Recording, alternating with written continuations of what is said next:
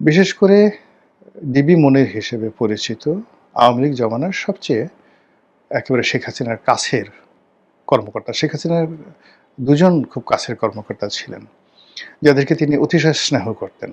সামরিক বাহিনীতে ছিলেন জেনারেল জিয়াউল হাসান, আর পুলিশে ছিলেন এই যে ডিবি মনির। ডিবি মনির আমরা যখন এমপি হলাম উনি তখন সেই মহানগর পুলিশের জয়েন্ট কমিশনার রূপে ডিবির প্রধান হিসেবে দায়িত্ব পালন করলেন। এরপরে একই সঙ্গে অনেকগুলো মানে এই গোয়েন্দা সংস্থা, তারপরে কাউন্টার টেররিজম থেকে অ্যাডিশনাল আইজি হয়ে তিনি সবচেয়ে গুরুত্বপূর্ণ যে সেনসিটিভ পদ এসবি, স্পেশাল ব্রাঞ্চ, সেই স্পেশাল ব্রাঞ্চের অ্যাডিশনাল আইজি হিসেবে সর্বশেষ দায়িত্ব পালন করেছেন।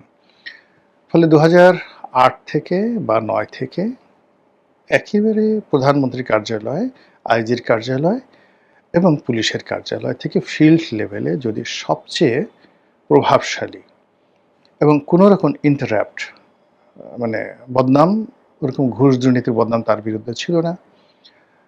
সাংবাদিকদের সঙ্গেও তিনি খুব ভালো সম্পর্ক রক্ষা করতেন। সাধারণ মানুষের সঙ্গে তার ভালো সম্পর্ক, সবার সঙ্গে হেসে হেসে কথাবার্তা বলতেন।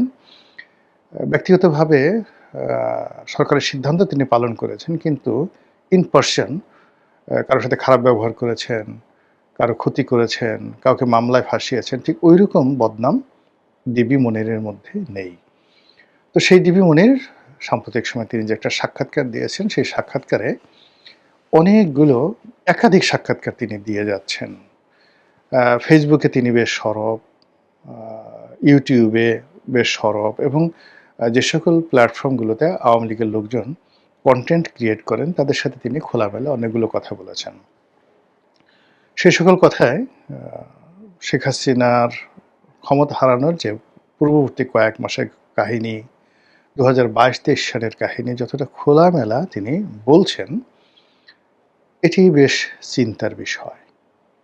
তিনি বেশ দৃঢ়তার সঙ্গে যে কথাগুলো বলছেন যে এখন যে সময় বিরাজ করছে, সেই সময়ে আসলে সরকারের পক্ষে মেজর কোনো অপারেশনে বা যেটাকে বলা হয় কমব্যাট অপারেশন, এই কমব্যাট অপারেশনে পুলিশ সরকারের জন্য ঝুঁকি নেবে না।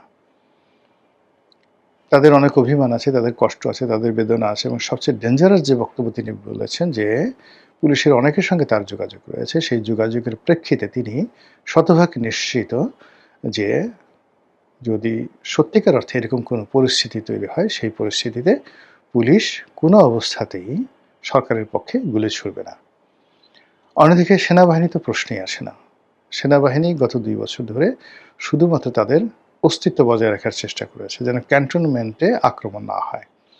কোনো সামরিক কর্তাকে যেন পাবলিক সেই পুলিশ কর্তাদের মতো লাঞ্ছিত না করে। এই জিনিসটিকে তারা সংরক্ষণ করার জন্য প্রাণান্ত চেষ্টা তারা করে যাচ্ছে।